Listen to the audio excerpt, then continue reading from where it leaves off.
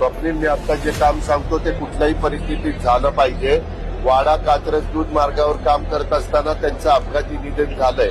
मी तुला नोकरी आज देतो. माझ्या मिस्टरांचाच कात्रज दूध संघात कामाला असताना ऍक्सिडेंट झालेला आहे. त्या लोकांनी, संघातल्या लोकांनी घरी येऊन आम्हाला आश्वासन दिलं. एक मिनिट, परमनंट होता का? हो. काय शिकलाय हा? ग्रॅज्युएशन झाले. बर. आणि मिस्टर काय करत होते? वाटप विभागात कामाला होते. स्वप्नील, मी आता जे काम सांगतो ते कुठल्याही परिस्थितीत झालं पाहिजे.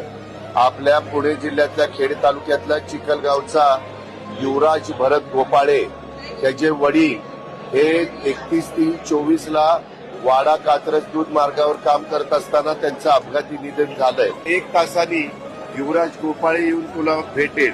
त्याला करून घे लगेचच.